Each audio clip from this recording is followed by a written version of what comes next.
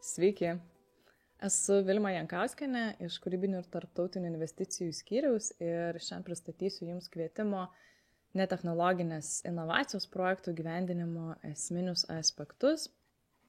Mano pristatymo turinys apims bendrą sutarties vykdymo informaciją, projekto administravimo eigą, stebėsenos rodiklius, pačio kvietimo netechnologinės inovacijos ypatumus, viešinimo bei pirkimų reikalavimus. Ir pradžiai pradėsiu nuo tinkamumo finansuoti vertinimo rezultatų. Tai gavome net 431 projektų gyvendinimo planą ir pradinė kvietimo suma projektams finansuoti buvo skirta 5 milijonai eurų, ko pasekoje atlikus tinkamumo finansuoti vertinimą būtume galėję finansuoti tik 47 projektų gyvendinimo planus. Ir atsižvelgiant į priemonės populiarumą, gautą paraiškų skaičių, buvo nuspręsta padidinti kvietimo biudžetą net 3 kartus. Ir padidinus biudžetą mes galėjome finansuoti jau net 160 projekto gyvendinimo planų. Tai kadangi buvo gautas toks didžiulis paraiškų skaičius, mes pradėjome vertinti nuo naudos ir kokybės. Mūsų praeinamas balas buvo net 64 balai, buvo tikrai gan didelė konkurencija. Ir kaip jau ir minėjau, finansavome iš viso 160 projektų, kurie surinko 64 balus ir daugiau. Priminsiu apie remiamą veiklą. Tai ši priemonė remia netechnologinių inovacijų plėtros skatinimą, ypač tvarių ir didinančių labai mažų ir vidutinių įmonių integraciją į tarptautinės vertės grandines, verslo modelių plėtrą ir finansuojant investicijas į prekės ženklų, įmonės proceso, išskyrus skaitmeninių technologijų diegimą, dizaino bei organizacinės inovacijas. Tinkamumo finansuoti išlaidos šioje priemonėje yra finansuojamos pagal 2 reglamentus. Tai yra vienos veiklos yra tinkamos finansuoti pagal bendrąjį bendrosios išimties reglamentą, o kitos veiklos yra tinkamos pagal de minimis reglamentą. Tai pagal bendrąjį bendrosios išimties reglamentą mes finansuojame proceso ir organizacinių inovacijų diegimo veiklas, o pagal de minimis reglamentą yra finansuojamos dizaino sprendimų kūrimo diegimo bei prekės ženklų kūrimo, atnaujinimo, pakeitimo bei registracijos veiklos. Ir trumpai noriu priminti, kokios visgi yra tos išlaidos tinkamos pagal reglamentus. Tai pagal bendrąjį bendrosios išimties reglamentą tinkamos finansuoti išlaidos yra projektų vykdančio personalo darbo užmokestis ir išlaidos su darbo santykiai susijusiems darbdavio įsipareigojimams padengti. Projekto vykdančio personalo darbo užmokestis už kasmetinės atostogas, kuomet yra taikoma fiksuotojų norma, vykdančio personalo komandiruočių išlaidos ir transporto išlaidos Lietuvoje, kurios gali siekti iki 3% nuo tinkamų finansuoti išlaidų. Taip pat priemonių ir įrenginių įsigijimo išlaidos atsižvelgiant į mastą ir laikotarpį, kuriuo jie naudojami projektui. Ir be abejo, visas įsigijimas jūsų turtas, jis turi būti naujas ir ilgalaikis, bei išlaidos pagal sutartis vykdomiems moksliniams tyrimams, žinioms ir patentams, perkamiems arba įsigijamiems pagal licenciją iš išorės šaltinių įprastomis rinkos sąlygomis. Ir nuo visų tinkamų finansuoti išlaidų yra taikoma jums 7% fiksuotoji norma netiesioginių išlaidų padengimui. Na, o tinkamos finansuoti išlaidos pagal de minimis reglamentą, tai jos yra šiek tiek kitokios, joms yra taikomas supaprastintas išlaidų apmokėjimas pagal fiksuotas sumas, apie jas šiek tiek plačiau sekančios skaidrėje užsiminsiu. Na, o pačios tinkamos finansuoti išlaidos tai yra naujo gaminio ar paslaugos dizaino sprendimo sukūrimo arba sukūrimo ir diegimo išlaidos, tai gali būti paslaugų pirkimas iš išorės tiekėjų arba veiklų vykdymas pačio projekto vykdytojo, pasitelkiant darbuotojų darbo užmokestį. Taip pat esamo gaminio ar paslaugos dizaino pakeitimas nauju, tai sukūrimo arba sukūrimo ir diegimo išlaidos, taip pat vėlgi perkant paslaugas arba vykdant įmonės darbuotojams. Ir prekės ženklo sukūrimo, atnaujinimo, pakeitimo bei registracijos išlaidos Ir šioms veikloms taip pat yra taikoma 7 procentų fiksuotojų norma nuo tiesioginių tinkamų finansuoti išlaidų netiesioginiams išlaidoms padengti. Ir čia toj skaidrė apie tinkamą finansuoti išlaidų vertinimą veikloms, kurios yra finansuojamos pagal de minimis reglamentą, kuriams yra taikoma fiksuotojų projektų išlaidų suma. Tai fiksuotojų projektų išlaidų suma yra taikoma dizaino, prekės ženklo kūrimo, diegimo, paslaugoms įsigyti ir darbo užmokesčiui, kuris skirtas dizaino veiklų vykdymui.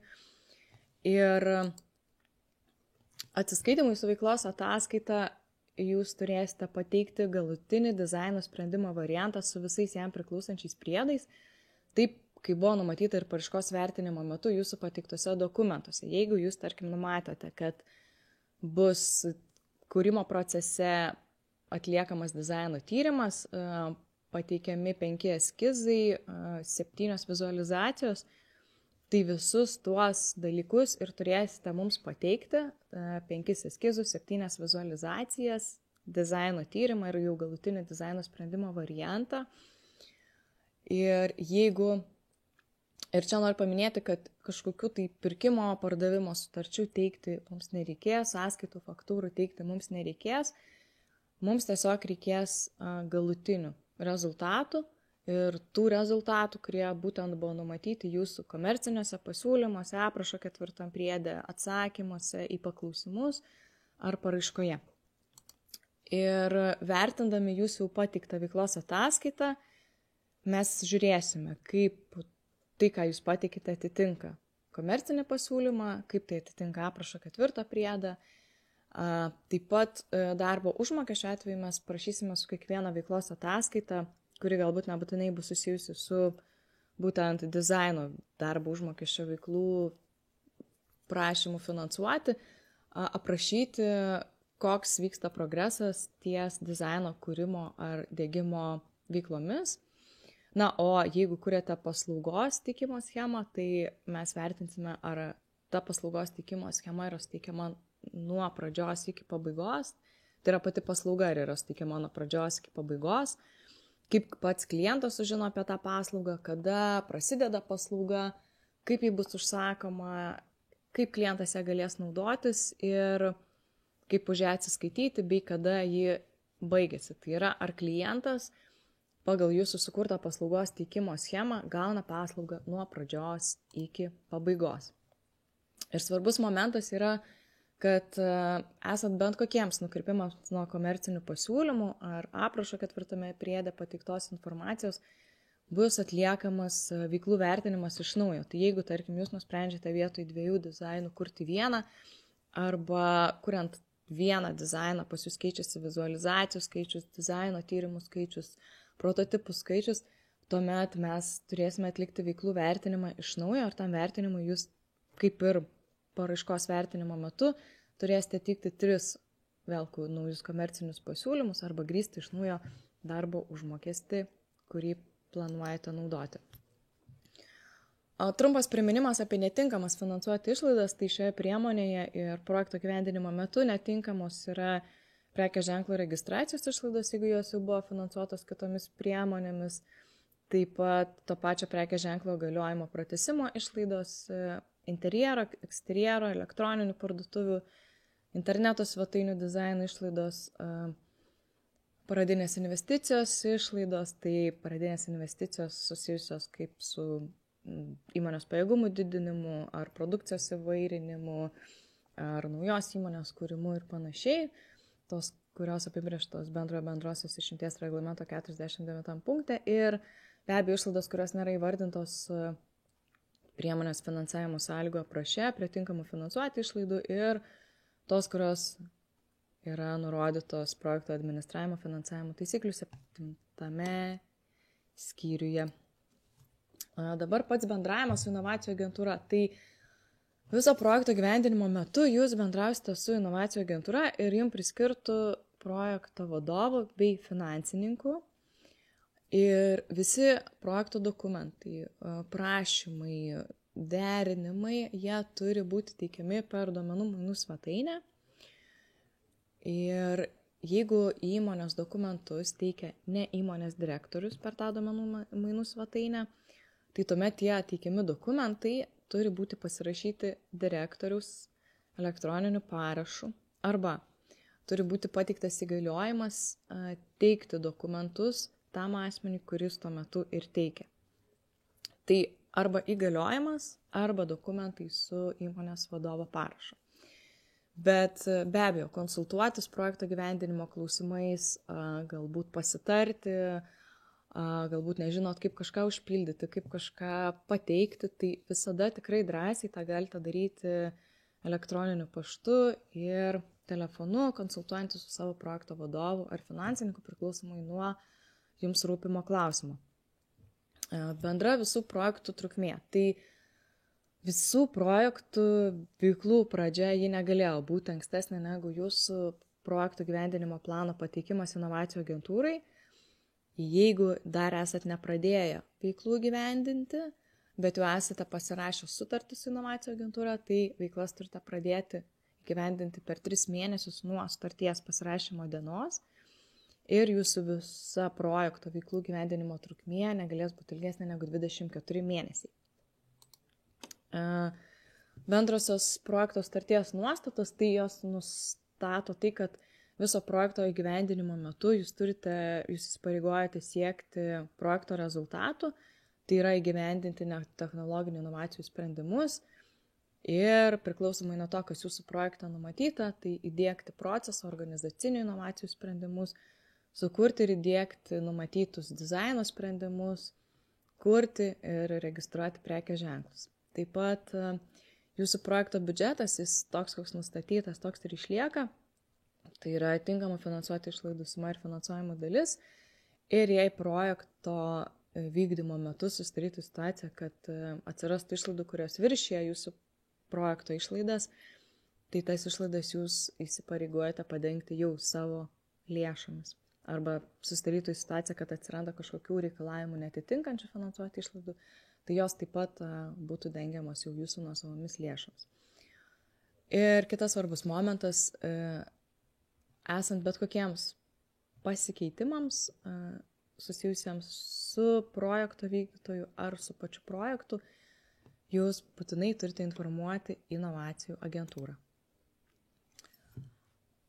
Bendrai projekto gyvendinimo reikalavimai, kurie yra taikomi visiems, tai yra projektas turi nepažeisti dvigubo finansavimo reikalavimo ir tuo pačiu šių projektų finansavimo sąlygo aprašo 2.314 punktai yra numatytas reikalavimas dėl takoskyros. Tai reiškia, kad šio projekto finansuojamos išlaidos negali būti finansuojamos tokių veiklų kaip skatinti MVI skaitmeninimą, finansuojant pardavimo sandorių sudarimo sprendimų diegimą, paslaugų ir produktų konfigūravimą ir vizualizacijas, bei tokių veiklų kaip skatinti pramonės skaitmeninimą ar skatinti aukštą pridėtinę vertę, kuriančių įmonių verslo procesų skaitmeninimą lėšomis. Ir taip pat paslaugų tiekėjas negali būti susijęs su projekto vykdytoju, tai reiškia, kad perkant paslaugas iš išorės turite įsitikinti, kad ta įmonė nėra su jumis susijusi. Šiems projektams yra taikomas projekto investicijų tęstinumo užtikrinimo reikalavimas. 3 metai po projekto finansavimo pabaigos jūs turite užtikrinti investicijų tęstinumą ir jeigu projekto gyvendinimo metu esate įsigiję ilgalaikio turto, tai turės būti užtikrintas ir to ilgalaikio turto draudimas ir turėsite mums teikti įrodymus, kad tas turtas yra draudžiamas. Vėlgi, pasikartosiu, kad apie bet kokius numatomus ar įvykusius projekto ar projekto vykdyto pasikeitimus turite informuoti mus. Visi su projektu susiję dokumentai turės būti saugomi net trumpiau negu 10 metų nuo pagalbos skirimo. Tai jūsų projektų susiję dokumentai turės būti saugomi iki 34 metų gruodžio 31 dienos. Visos projekto veiklos turės būti vykdomos Lietuvos Respublikoje, Vidurio ir Vakarų Lietuvos regione. Ir visų projektų gyvendinimo laikotarpiu tiek projektas, tiek pareiškėjas turės atitikti bendruosius ir specialiuosius projekto atrankos kriterijus. Bendroji projekto administravimo eiga atrodo taip, kad pasirašius projekto sutartį, jūs pateikėte informaciją apie planuojamus pirkimus, tai yra užpildote pirkimų sąrašą iki veiklos ataskaitos pateikimo ir per 10 darbo dienų tuo pačiu kartu su avanso mokėjimo prašymu, jeigu tokį teikėsite, turite pateikti veiklos ataskaitą. Projekto viešinimo priemonės jūs turite įgyvendinti per 20 darbo dienų po sutarties pasirašymo. Likus veiksmus, kurie numatyti atlikti po projekto sutarties pasirašymo, pradedate jau projekto vykdymo, tai viso projekto gyvendinimo laikotarpiu jūs vykdote numatytas veiklas, siekite numatytus rodiklių ir teikiate tarpinės veiklos ataskaitas nerečiau kas 70 dienų ir projekto gyvendinimo pabaigą finalizuoja jūsų jau teikiama galutinė veiklos ataskaita, kurioje jūs jau atsiskaitote už tos stebėsenos rodiklius, kurie numatyti atsiskaityti kartu su galutinė veiklos ataskaita.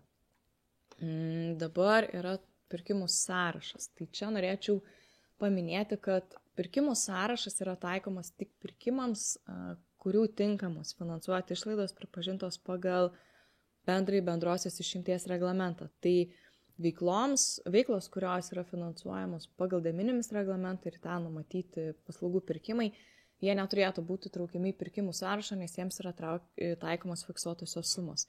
Tai į pirkimų sąrašą traukime tik tas veiklas, kurios yra finansuojamos pagal bendrosios išimties reglamentą ir pirkimų sąrašą turite pateikti iki pirmosios veiklos ataskaitos per 10 dienų pasirašius projekto sutartį, per 10 darbo dienų nuo projekto sutarties pasirašymo ir galimi pirkimo būdai yra pirkimas iš vieno tiekėjo, tai jis taikomas tuomet, kuomet finansavimo suma yra mažesnė kaip 70 000 eurų, kai perkamos prekės ar paslaugos, įskaitant tos pačios rūšies prekių ir paslaugų pirkimo sutartis, taip pat gali būti konkursas arba derybos.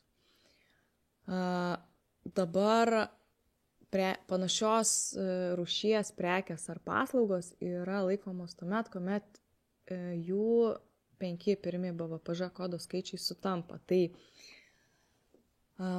svarbu atkreipti dėmesį, kad pildant pirkimų sąrašą jūs nurodytumėt prie kiekvieno planuojamo pirkimo jam priskirtą BVPŽ kodą ir įsivertintumėt, ar tų pirkimų 5 pirmi BVPŽ kodo skaičiai nesutampa ir jeigu jie sutampa, tai ar ta bendra finansavimo suma ji yra mažesnė ar didesnė negu 70 000. Nes jeigu ji mažesnė, tuomet pirkimas iš vieno tiekėjo, jeigu ji didesnė, tuomet jau konkursas.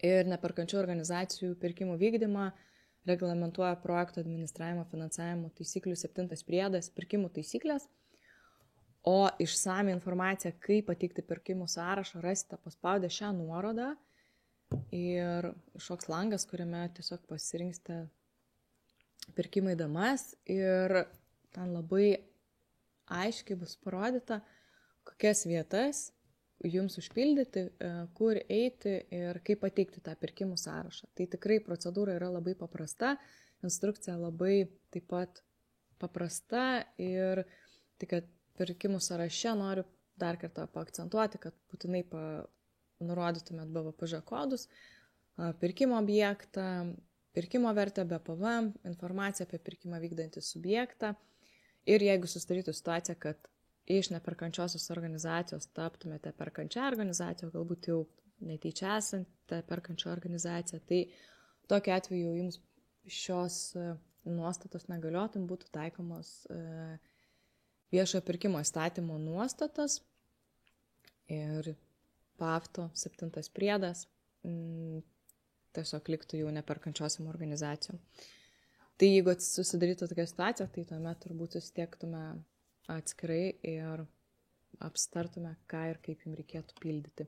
Bet instrukcija galioja visiems, nes pirkimų sąrašą turi teikti visi turi įteikti per duomenų mainų svetainę ir taip, kaip nurodyta toje instrukcijoje. Kitas svarbus momentas tai yra projekto informavimo priemonės, tai irgi vienas iš pirmųjų darbų, kurį turite atlikti per 20 darbo dienų nuo projekto sutarties pasirašymo ir jos yra pagrindinės tai 3 informacijos skelbimas internete, tai interneto svetainėje jūsų ir socialiniuose tinkluose, jeigu tokius naudojate ir turite. ir informacinis plakatas, kuris turi būti pakabintas ne mažesnis kaip A3 formato, gerai matomoje vietoje, arba jeigu turite galimybę, galite rodyti elektroninį pranešimą TV formatu.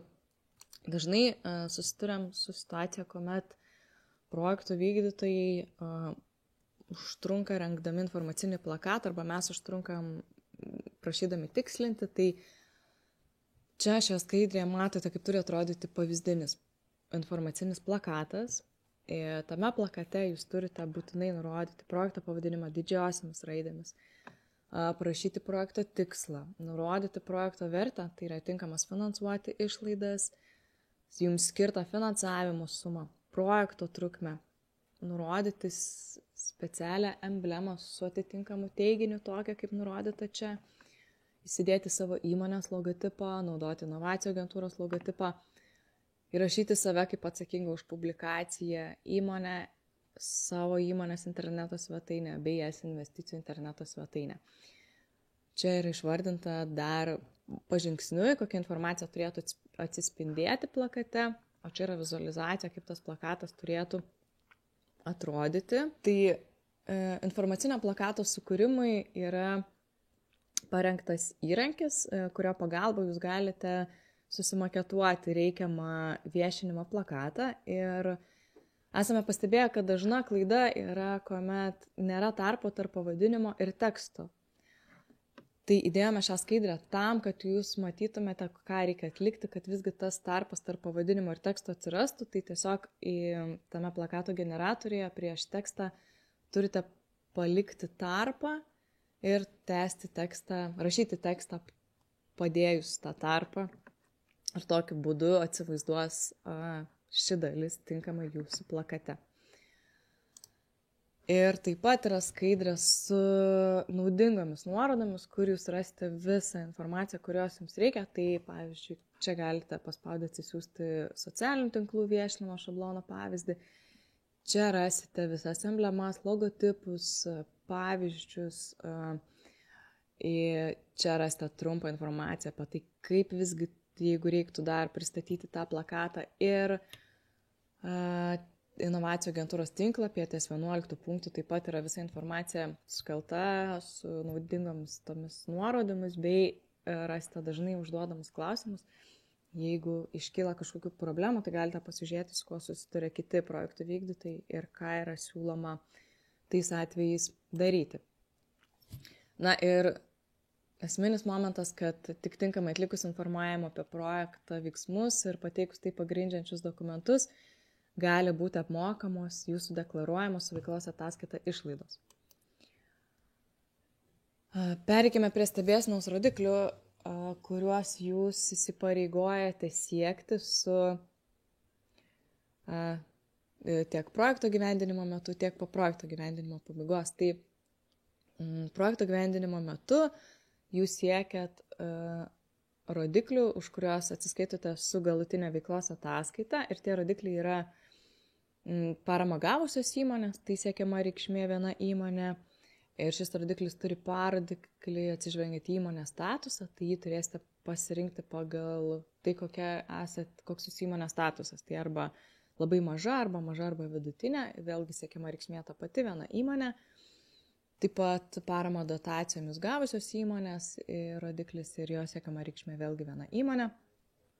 Privačios investicijos papildančios viešąją paramą, tai čia jau yra reikšmė eurinė ir čia yra pareiškėjo nuosavas indėlis tinkamas ir netinkamas finansuoti išlaidas, įskaitant nesusigrąžinamą PVM dalį, ir be abejo parodiklis šio rodiklio, kurį turėsite pasirinkti, tai privačios investicijos papildančios viešąją paramą, iš kurių dotacijos. Ir šio rodiklio reikšmė yra identiška aukščiau esančio rodiklio reikšmei, tai yra indėlis tinkamas ir netinkamas finansuoti išlaidas. Ir, o projekto gyvendinimo metu arba po projekto pabaigos turite siekti rodiklių susijusių, jeigu jūsų projekto metu bus kuriami dizaino sprendimai ar diegiama proceso inovacija, tai turėsite siekti produkto ar proceso inovacijas diegiančios MVI rodiklio, kurio reikšmė yra viena įmonė.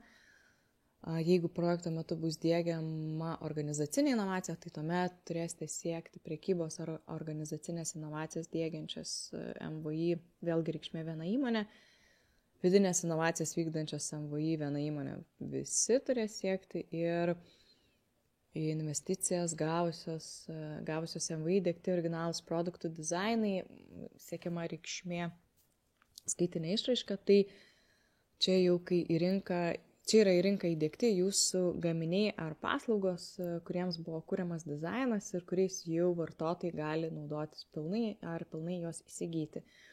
Na ir po projekto pabaigos, pirmaisiais metais jūsų turimas pasiekti rodiklis yra pagamintos produkcijos eksporto padidėjimas, kuris yra išreikštas procentinė išraiška ir eksporto pokytis jūsų pirmaisiais po projekto pabaigos metais bus lyginamas su 23 metų pateiktais duomenimis. Atkreipkite dėmesį, kad nepasiekus stebėsenos rodiklių reikšmių, jums taikomos bus projekto administravimo ir finansavimo taisyklių 4 skyriaus 5 skirsnio 171 ir 178 punkto nuostatos, kurios kalba apie tai, kad jeigu nurodytų pasiekimo momentų projekto vykdytojas yra nepasiekęs projekto sutartyje nustatytų stebėsenos rodiklių reikšmių, tai administruojančia institucija įvertinusi tų rodiklių reikšmių nepasiekimo priežastis ir projektų skirto finansavimo pagristumą sumažina projekto sutartyje nustatytą projektų skirti finansavimą. Arba kitas scenarius yra tai, kai administruojančia institucija nustato, kad nepasiekus stebėsenos rodiklių reikšmių, taip pat nėra pasiektas projekto tikslas, arba įgyvendinus projektą nepasiekta stebėsenos rodiklio reikšmė, kuri susieta su projekto atrankos kriterijumi, susietų su ateities rezultatais ir, pavyzdžiui, dėl to nebūtų skirtas finansavimas. Tai tokiu atveju administruojančia institucija inicijuoja projekto sutarties nutraukimą ir visų išmokėtų lėšų susigrąžinimą. Tai būkit budrus ir siekite rodiklių, kuriuos įsipareigojate. Trumpai apie galimus sutarčių keitimus, kad jeigu susidarytų tokia situacija, kad pradėsiu gyventi projekto veiklas, pastebėtumėte, jo kažkas jums jau galbūt neaktualu arba būtų geriau, jeigu būtų šiek tiek kitaip, tai projektų sutarčių keitimai yra galimi, tačiau visi absoliučiai keitimai, kuriuos jūs norėtumėte atlikti, galvotumėte atlikti ar nežinote, ar galėtumėte atlikti, tai turite juos susiderinti su inovacijų agentūra ir čia yra išvardinta dalis galbūt pagrindinių keitimų, tai dažniausiai gal keitimai yra tokie kaip projekto gyvendinimo trukmės keitimas arba dizaino sprendimų keitimas, kai pradėjusiu gyvendinti dizaino sprendimų kūrimo veiklas paaiškėja, kad galbūt kai kurie dizainai jau nebeaktualūs, rinka pasikeitė ir norėtumėt kažkokius kitus produktus įvesti. Taip pat sutaupytų lėšų panaudojimas, būna susidarius situacija, kuomet tiesiog susitaupo lėšų ir galbūt norite kažkam dar kitam jas panaudoti, jeigu keičiasi projekto gyvendinimo vieta, jeigu, tarkim, sugalvotumėte, kad visgi norite sumažinti projekto sutartyje stebėsenos rodiklių reikšmės, tai šioje vietoje reikia būti labai atsargiems, nes stebėsenos kai kurie rodikliai yra susijęs su naudos ir kokybės vertinimu ir gali būti susidaryti tokia situacija, kad sumažinus stebėsenos rodiklio reikšmę, galbūt netgi paaiškėtų, jog būtumėt negavę finansavimo. Tad dar kartą sakau, kad jeigu galvotumėt kažką keisti, pirmiausia informuokit savo projekto vadovą, pasitarkite su juo, susiderinkite ir tada tik tai imkitės veiksmų, nedarykite nieko mums nežinant. Na ir projekto įgyvendinimą finalizuoja galutinė veiklos ataskaita ir su ją atliekama projekto patikra vietoje. Apie projekto patikrą vietoje turėtumėt matyti duomenų ir mainų svetainėje dalyje patikros vietoje, tačiau šis funkcionalumas dar nėra pilnai įdiegtas, bet manau, kad Jau kai jūsų projektai bus įgyvendinti, tai tikrai turėtų jis veikti pilna apimtimi ir visa komunikacija ir informacija keliauti per tam skirtą vietą. Dabar patikros vietoje jos atliekamos projektuose, kuriuose yra įsigyjamas ilgalaikis materialus turtas, tai įranga arba programinė įranga.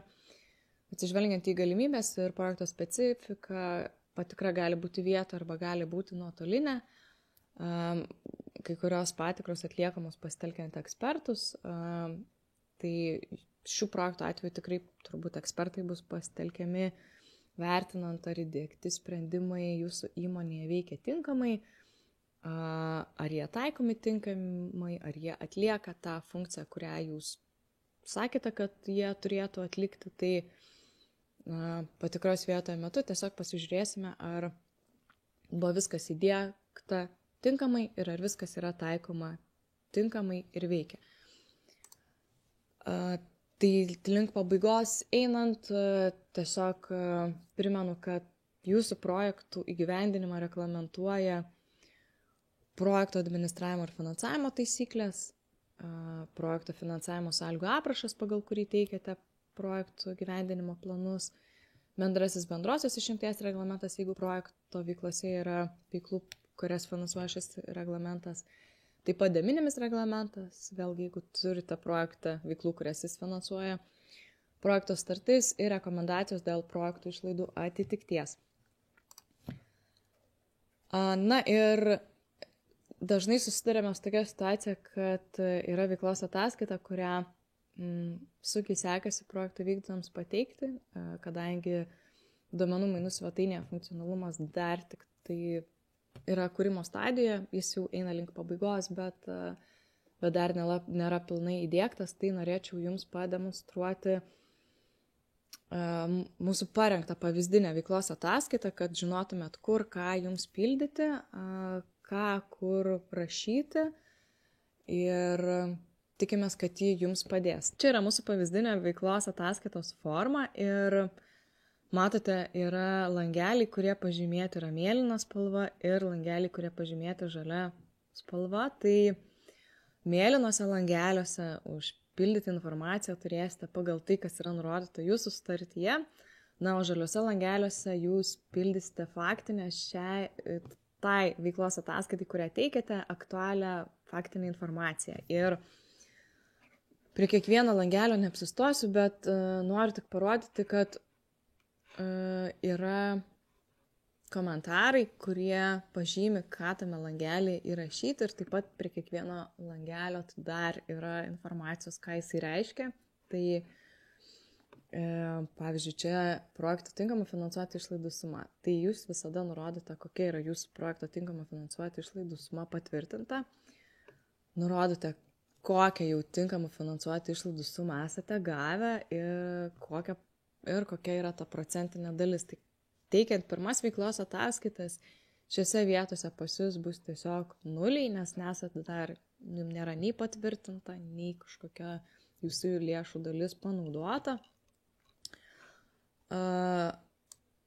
Toliau yra stebėsenos rodikliai. Tai šitas lapas, dar ką pamiršau paminėti, jis yra bendrinis, toks kaip titulinis veiklos ataskaitos lapas, kuris apima jūsų labiau gal bendrą projekto informaciją ir kuriame turite susipildyti stebėsenos rodiklius, nurodyti jų pasiekimo reikšmės. Jeigu atsitinka, kad jau pasiekėt kažkokį rodiklį, tai parašot komentare arba galbūt aprašot, kaip tas rodiklis vyksta, to rodiklio siekimas, sekasi, nesiseka. Tai čia yra visi galimi stebėsenos rodikliai, tai jūs pagal savo projektą išsirenkate jums aktualius, prisitaikote ir naudojate. Toliau yra projekto veiklų grupė, kurie apima jūsų projekto veiklas ir veiksmų išlaidų tipus, kurie buvo numatyti jūsų projekto gyvendinimo planuose. Tai susirašysite planuotas tinkamas išlaidas, kam čia jos buvo planuotos naudoti, veiklų pradžią, pabaigą. Tai, žodžiu, visą informaciją, ką jums čia reikia atlikti, rasite šiame dideliame dokumente, bet tikiuosi, kad komentarai ir esant informacija jums padės susigaudyti, esant užstrigimui ir nežinojimui, kur judėti toliau ar ką daryti, būtinai visada komunikuokite su savo projekto vadovu ir jis jums tikrai padės išeiti iš nežinomos situacijos. Tai jeigu jūsų pirmoji veiklos ataskaita yra susijusi su avanso mokėjimo prašymu, tai pildote šią dalį, avanso mokėjimo formą. Jeigu jūsų pirmoji veiklos ataskaita būtų jau su tinkamos finansuoti išlaidomis, tai mokėjimo prašymo formą pildote. Ir čia taip pat yra pavyzdžiai, kaip atrodytų pildymas, jeigu jūs deklaruojate išlaidas pagal de minimis reglamentą, jeigu tai yra fiksuotos normos, jeigu yra išlaidos pagal sutartis patirtos, jeigu yra darbo užmokesčio išlaidos pagal tiesiog paprastosios darbo užmokesčio išlaidos, tai kaip reikėtų ką susipildyti. Ir kas liečia darbo užmokestį ir apskritai deklaruojant visas veiklas, šioje vietoje mes labai prašome projektų vykdytojų nurodyti su kiekviena veiklos ataskaita, koks yra projekto progresas.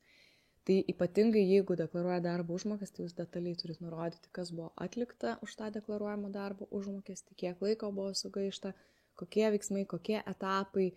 Tai yra, kokios veiklos apėmė tą sumą, kurią jūs dabar deklaruojat. Ir netgi jeigu teikiant kitą veiklos, sekančią veiklos ataskaitą, jūs net deklaruosit darbo užmokesčio išlaidų, mes visgi norėtume matyti komentarą, kas vyksta toje veiklų dalyje, kuriai priskirtas darbo užmokestis. Ar vyksta veiklos, ar nevyksta. Tai ši dalis galbūt tokia yra daugiau jūsų projekto progreso siekimui ir labai prašom su kiekviena veiklos ataskaita nepamiršti, gan detaliai parašyti, kas vyksta su projektu, kad mes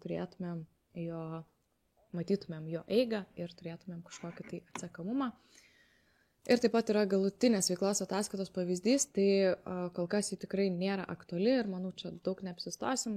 Su galutinė veiklos ataskaita, kaip ir minėjau, kai kurie stebėsenos rodikliai turės būti deklaruojami, kad yra pasiekti, arba taip pat bus informuojama, ar įgyvendintas buvo projekto viešinimas, ar užtikrintas buvo jūsų inovatyvumas ir kūrybingumas, žodžiu.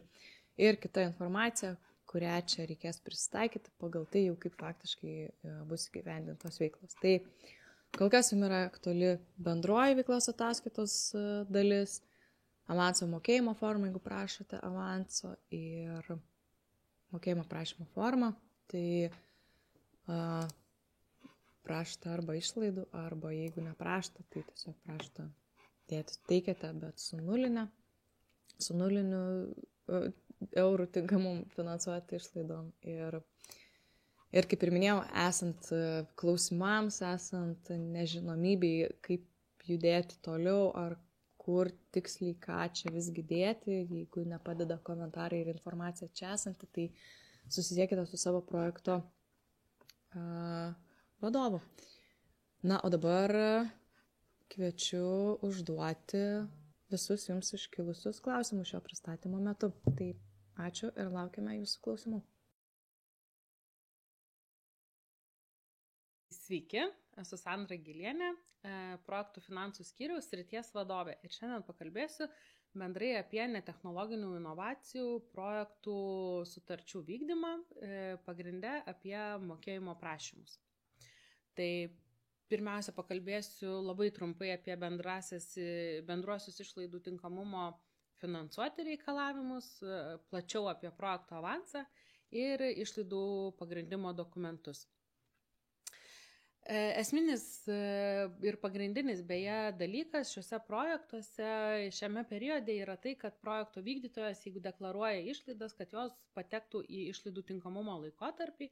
Ir ką pastebime iš dabar jau gaunamų veiklos ataskaitų, tai kad kartais arba netgi neretu atveju įkrenta sąskaitos, kurios neįtelpa į projekto finansavimo laikotarpį, išlaidų tinkamumo laikotarpį. Ta laikotarpį jūs esate nusirodę savo projekto sutartyse. Ir visos sąskaitos, visi dokumentai turėtų patekti į išlaidų tinkamumo laikotarpį. Tai realiai dažniausiai būna nuo tada, kada pasirašote sutartį iki projekto veiklų įgyvendinimo pabaigos, tai maždaug mėnuo iki galutinės veiklos ataskaitos. Taip pat, ką projekto įgyvendinimo metu visada siūlome daryti, nelaukti galutinės veiklos ataskaitos, tai atsiskirti projekto finansavimo apskaitą. Projekto vykdytojas privalo vesti apskaitą, privalo vesti atskirai nuo įmonės bendros apskaitos. Tai yra reikalavimas iš taisyklių ir su galutiniu mokėjimo prašymu mes prašome pateikti būtent apskaitos atskirimą. Tai yra visas apskaitoje esančias operacijas, kad matytume tik tai, kas yra susijęs su projektu. Tai prašome apyvartos žiniaraščių, todėl su pirmąją veiklos ataskaitą prašome pateikti apskaitos atskirimo įsakymą, rekomenduojame įsidėti būtent arba atskirą subsąskaitą projektui, arba požymį, kad tai yra būtent šis projektas. Dažnu atveju neretas vykdytojas įsiterpia paskutinius projekto skaičiukus į apskaitą ir apskaito tinkamai. Projekto avansas. Tai projekto avansą projekto vykdytojas gali gauti viso projekto įgyvendinimo metu, jeigu jis yra žinoma numatytas jūsų sutartyse, tai pasirašant sutartis jūs turėjote nusimatyti arba įsitraukti arba neįsitraukti į sutartį avanso. Tai tie, kurie įsitraukia avansą, tiesiog gali jo prašyti projekto įgyvendinimo metu, pasirašius sutartį. Standartiškai didžiausias galimas projekto vykdytojui išmokėti projekto avansas yra iki 30% ir yra galimybė gauti didesnį projekto avansą, tačiau jam jau reikia pateikti papildomus dokumentus ir labai aišku veiksmų planą. Ir kaip aš juokauju, yra papildoma žvaigždutė su papildomomis sąlygomis. Tai kad galėtumėte gauti avansą, tai reikia pateikti būtent atsiskaitomosios sąskaitos. Geriausia tai būtų, kad tai būtų banko sąskaita. Taisyklės rašo, kad tai turėtų būti Lietuvos kredito įstaiga ir kad tai projekto atsiskaitomoji sąskaita yra būtent projekto vykdytojo vardu nurodyta. Taip pat reikėtų pateikti labai aiškų planą ir pagrindimą, kodėl jums reikia projekto avanso. Esant poreikiui, būtent šioje priemonėje mes paprašysime pateikti kažkokius papildomus dokumentus, tokius kaip sąskaitos sutartys ar panašiai. Atkreiptinas dėmesys, kad projekto avansas neturėtų viršyti pusės metų, tai yra 6 mėnesių projekto vykdytojo suplanuotų patirti išlaidų sumos. Tai jūsų pagrindime ir turėtų būti išrašomos sumos, kokios sutartys planuojamos pasirašyti, kokios išlaidos patirti ir kokiomis sumomis.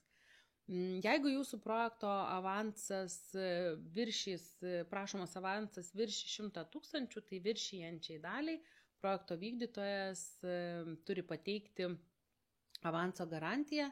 Ir ta garantija turi galioti iki veiklos ataskaitos, su kuria vykdytojas kaip ir planuoja padengti tą viršijančią avanso dalį.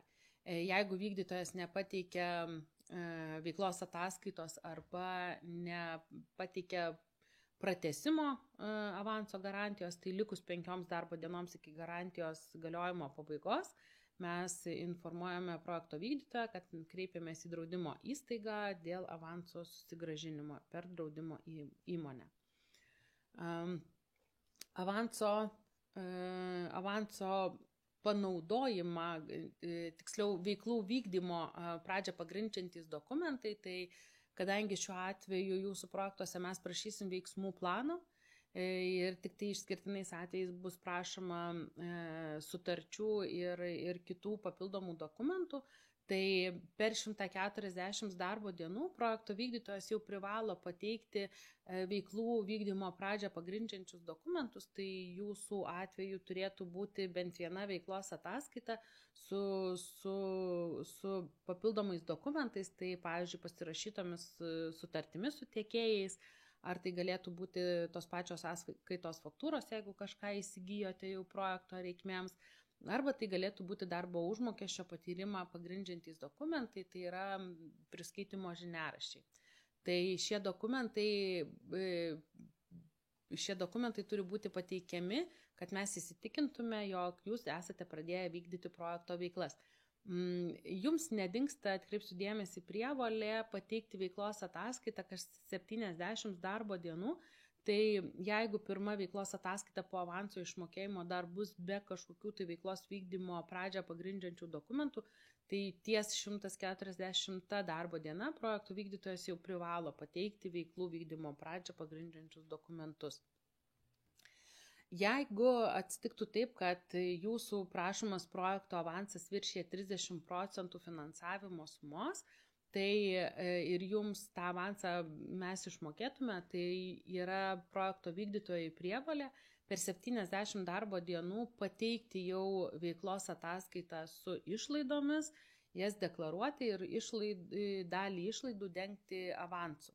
Tai reiškia, kad jeigu projekto vykdytojui pagal intensyvumą numatyta išmokėti 50 000 ir jūs turite padengti 20 000 projekto avanso, tai projekto vykdytojo sąskaita įkris tik tai 30 000.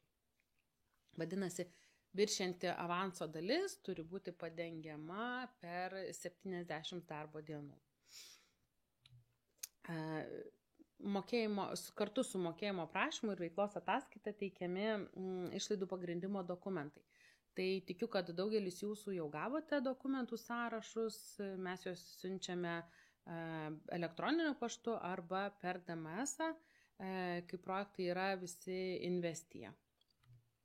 Tai, kas yra susiję su pirkimais, tai šiuo atveju jūsų išlaidos priemonėms įrenginių įsigijimo, išperkamosios nuomos, galbūt kažkas tai nusimatė, tai per leasingą įsigyti išlaidas, atsižvelgiant į mastą laikotarpį, kad tai, ką jūs pirksite, galbūt trumpiau tariant įrangą ir įvairias priemonės įgyvendinti projektui, tai reikės pateikti pirkimo procedūrų dokumentus, sutartis su tiekėjais, sutarčių pakeitimus, kažkokius papildomus susitarimus, jeigu jie yra atliekami, nuomos ar finansinės nuomos lizingo sutartis, kad matytume kokiomis sąlygomis ir atkreipsiu dėmesį, kad kol projekto lizingo laikotarpis neturėtų būti ilgesnis negu projekto sutartyje numatytas veiklų gyvenimo laikotarpis, tai yra projekto gyvendinimo pabaigoje, projekto vykdytojas turi būti pilnai savininkas įsigytos įrangos lizingu. Priešingu atveju išlaidos yra netinkamos.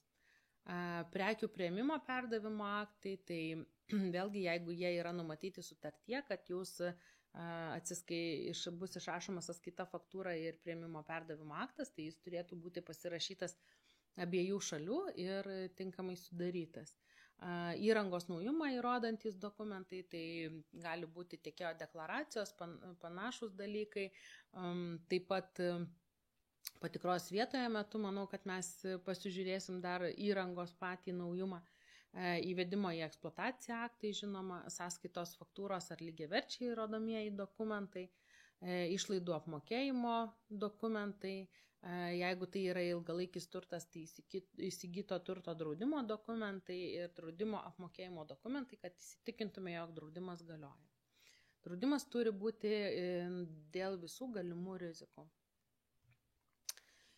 Darbo užmokesčio išlaidos. Tikrai neretas projektas turi darbo užmokesčio išlaidas, tai šie dokumentai yra privalomi, tai darbo sutartys ir aktualūs pakeitimai darbo sutarčių.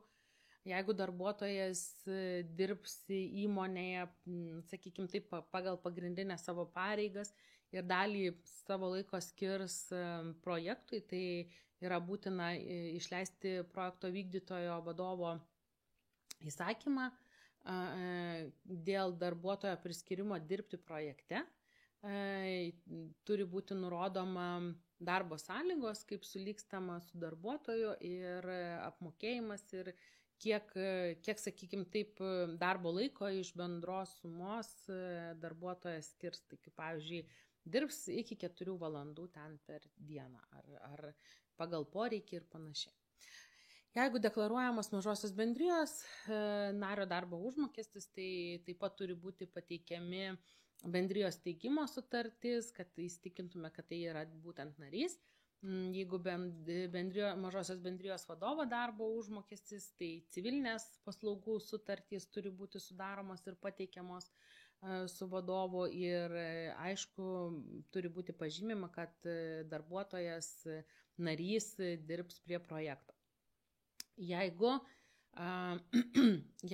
yra skiriami priedai, priemokos premijos kažkokios, kurios yra tinkamos taisyklių ir rekomendacijų apimtyje, tai turi būti pati įsakymas vadovo, projekto vykdytojo vadovo išleistas dėl šitų, sakykime, papildomų darbo užmokesčio išlaidų.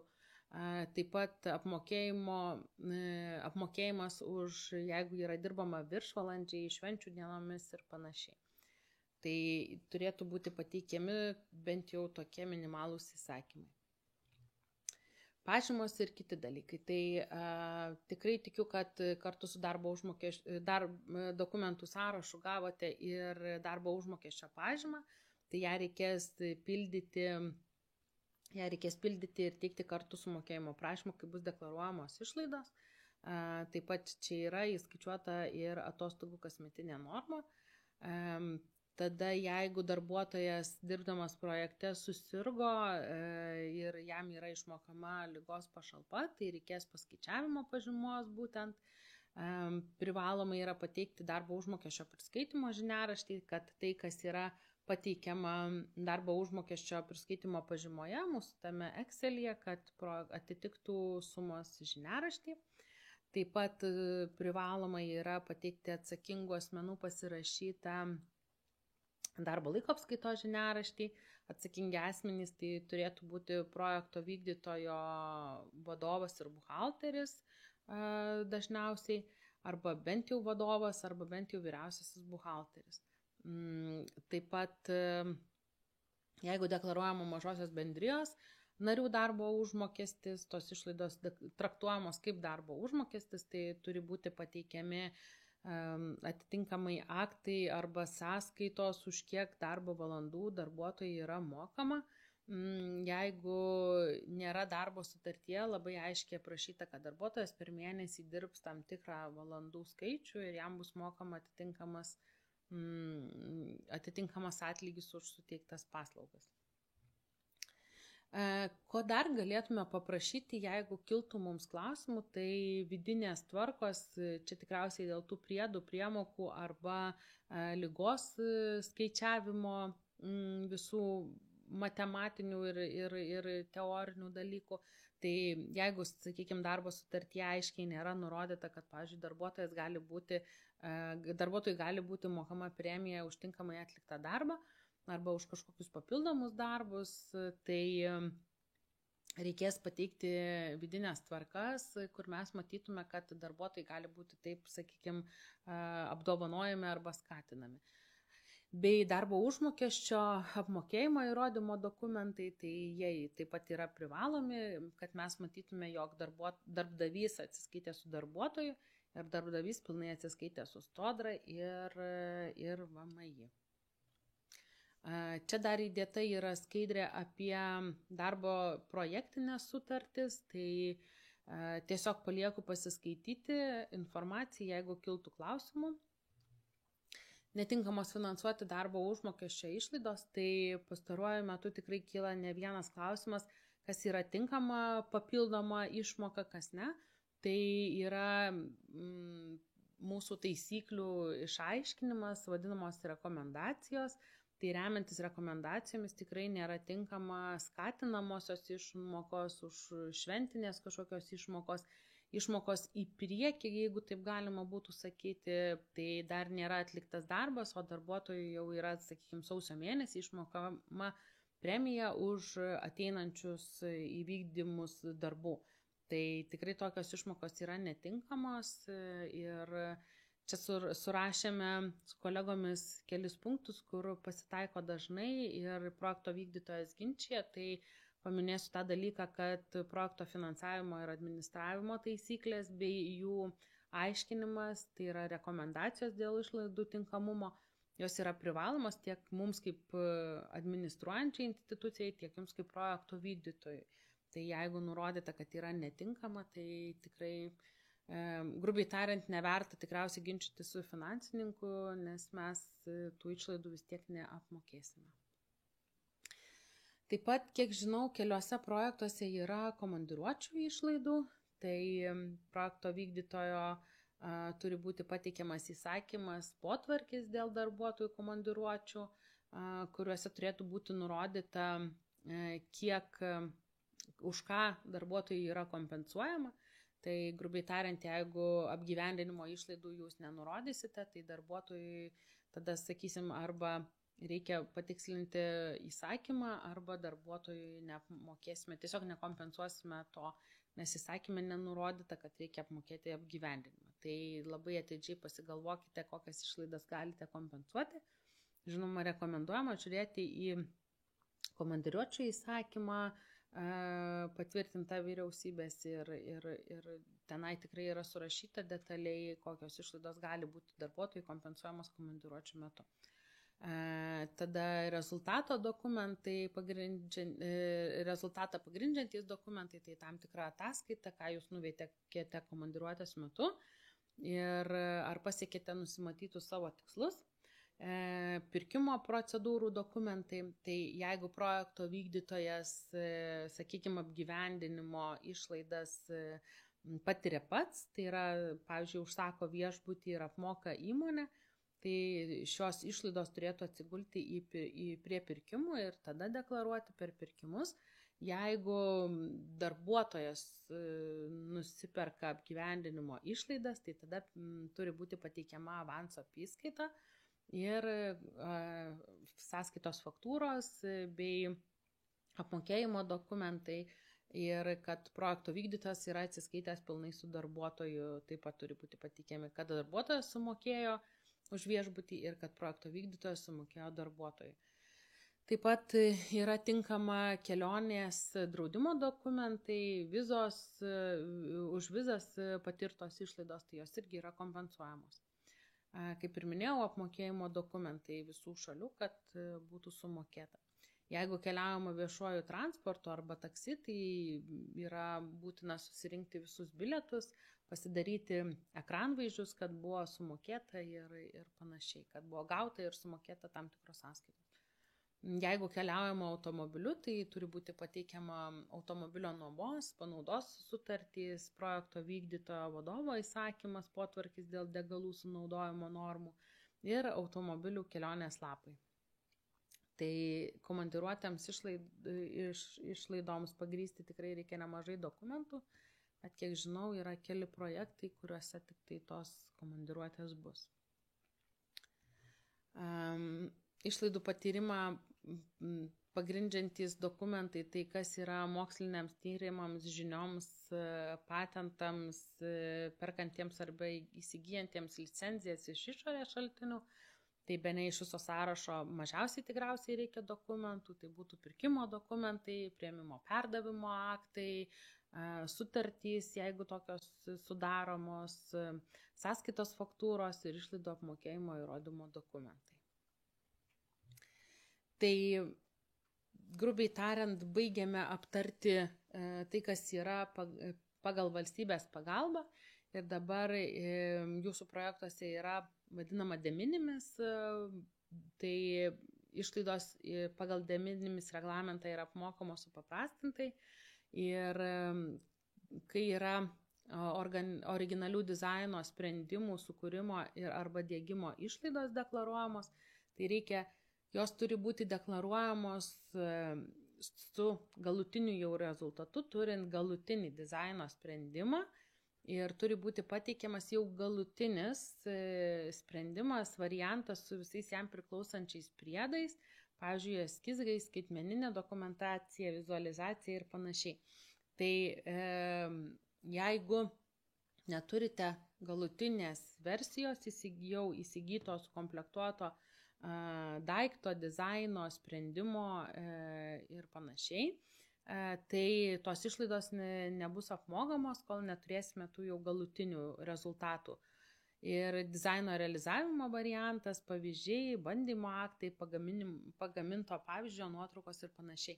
Tai, kaip ir minėjau, jeigu esate nusimatę daryti, kaip pavyzdys, 5 dizainus, tai išlaidas deklaruodami galėsite gauti už vieną galutinį dizainą, sakykime, 5 kartus, arba kaip jau nusirodėte sutartyje, tai gali būti, kad už visus 5 jau kai turėsite galutinius 5 dizainus, tik tada gauti lėšas. Darbo užmokesčio išlaidos taipogi jau, kai turėsite galutinį dizainą ar tai galutinį kažkokį tai sprendimo variantą, tai tik tai su tuo galutiniu.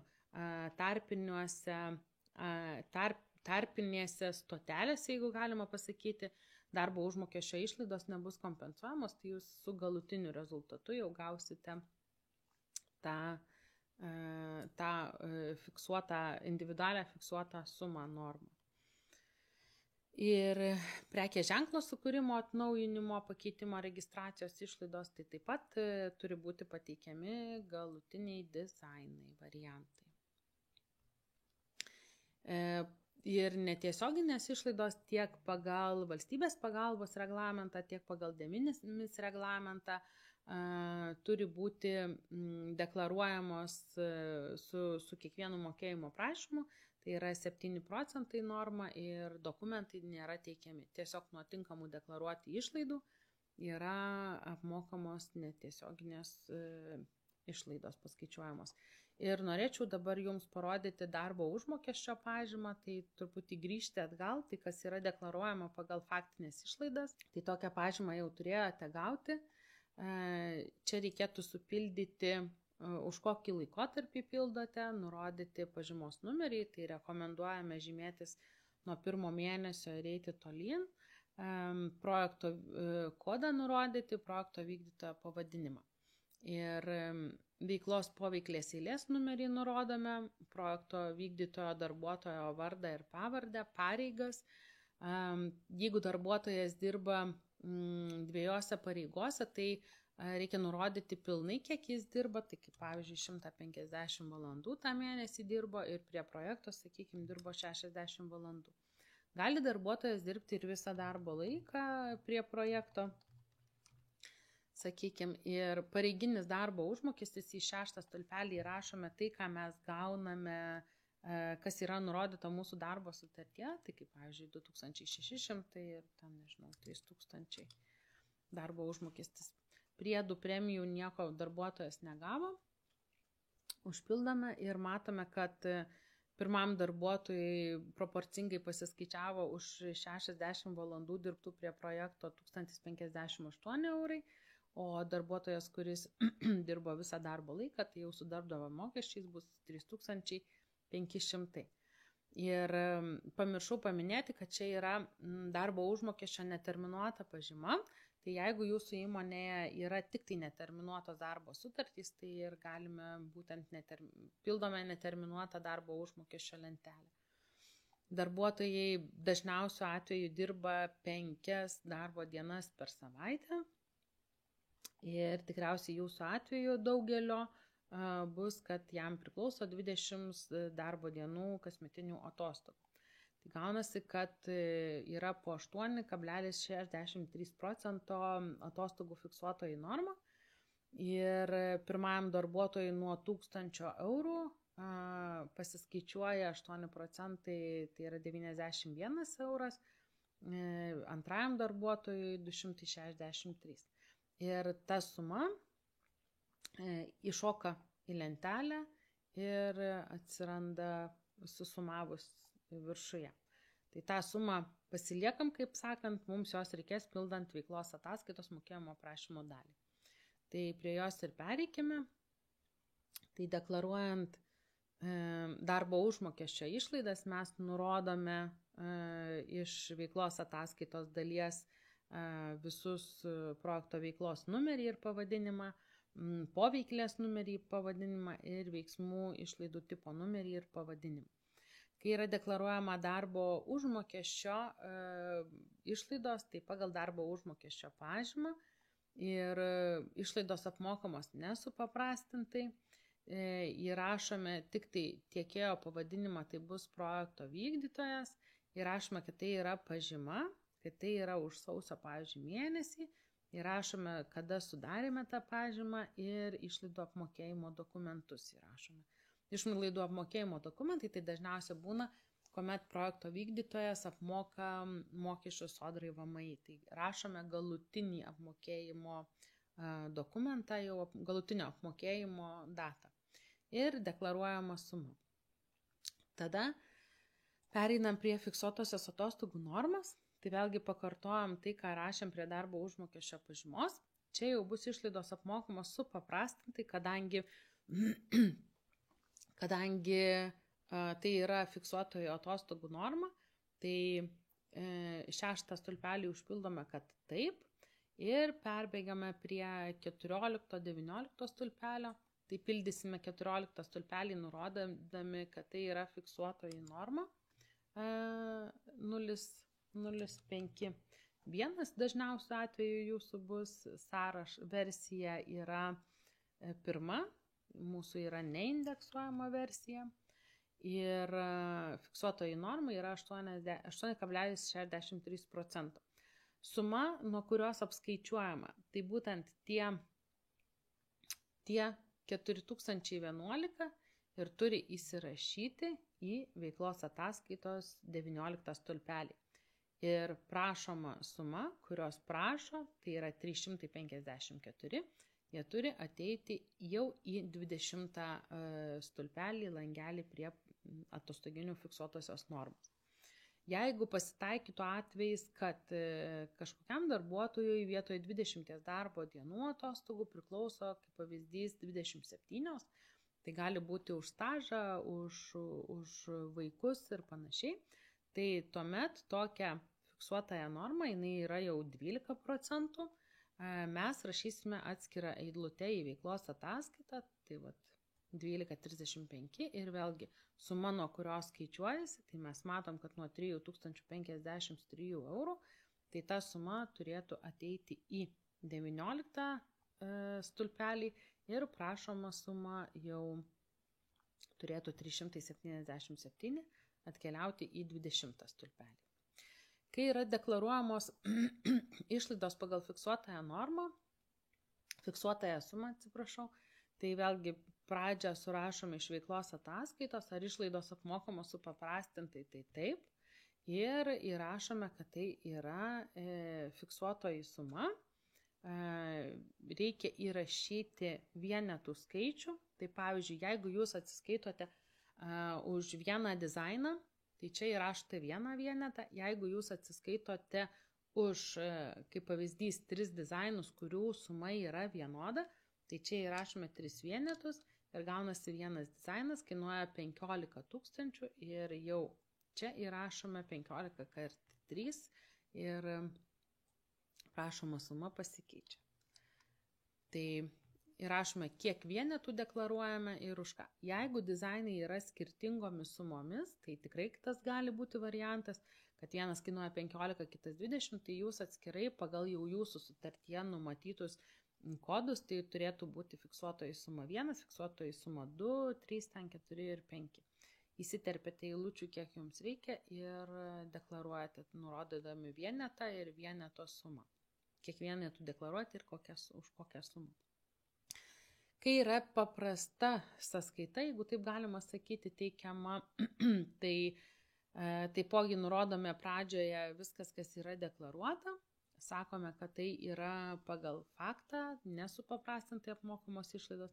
Įrašome pirkimo sutarties numerį, tiekėjo kodą, tiekėjo pavadinimą, įrašome sąskaitą, sąskaitos faktūros seriją ir numerį.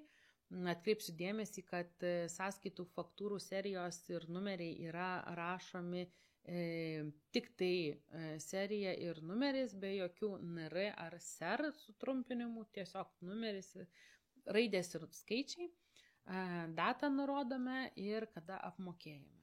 Taip pat prie prašomas deklaruoti išlaidų sumos įrašome sumą.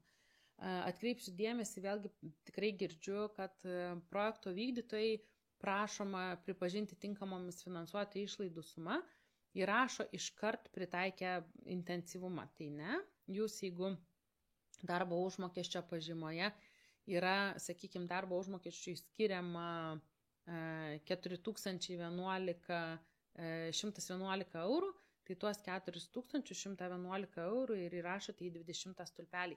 Nedauginate iš intensyvumo sumos. Tiesiog prašote tinkamomis finansuoti, nes jūsų projekto išlaidos tinkamos yra finansuoti ES, sakykime, dalis ir projekto vykdytojo prisidėjimas. Dar atkreipsiu dėmesį, kad tikrai ne visada vykdytojai tinkamai suskaičiuoja Excelio jau 6 eilutėje sumą. Tai dažnu atveju būna, kad ši suma ir suma esanti bendra skiriasi. Tai pavyzdinėje formoje esu padariusi formulę, kad automatiškai ateitų. Bet jeigu įterpėte papildomas eilutes, tai tikrai gali būti, kad nepaims formulė tų papildomai įterptų eilučių. Tai atkreipkite dėmesį, susiskaičiuokite, ar tikrai viskas gerai, nes tada prašome tikslinti mokėjimo prašymą, kadangi nesueina duomenys. Ir jeigu projekto vykdytojai buvo išmokėtas projekto avansas, tai yra įrašoma su tuo mokėjimo prašymu norima užskaityti, padengti avanso sumą. Ir dar kadangi jau apie avansą, tai avanso mokėjimo prašyme įrašome prašomą sumą, koks mūsų yra poreikis. Jeigu yra viršijanti 100 000, tai įrašome laidavimo draudimo raštą, dokumento numerį, dokumento datą, apmokėjai, kada galiojimas baigėsi ir sumą, kuri yra draudžiama. Tai atkreipsiu dėmesį, kad 100 000 projekto avanso yra nedraudžiamas, tai prašant 100 000 šios lentelės nepildome, nes garantijos nereikia, o tai, kas viršė 100 000, tai turi būti pateikiama garantija. Tai šiuo pavyzdiniu atveju yra 20 000. Taip pat siūlau iškart į Excelį, kadangi tokia veiklos ataskaita yra teikiama pasirašyta elektroniniu parašu, tai galima tikrai įrašyti po mokėjimo prašymų būtent pagrindimą, aišku veiksmų planą ir už kokią sumą ir kokiomis sumomis ir kada planuojama patirti tam tikras išlaidas. Tai tą mokėjimo prašymą projekto finansininkas įsivertins su projektų vadovu ir atitinkamai patvirtins išlaidas. Po mokymų visą informaciją rasite mūsų agentūros tinklalapyje prie finansavimo kvietimo informacijos. Tai sudedame tą informaciją ir galėsite ją rasti čia. Ir ačiū už dėmesį, sėkmingų projektų įgyvendinimo ir sklandaus darbo visiems.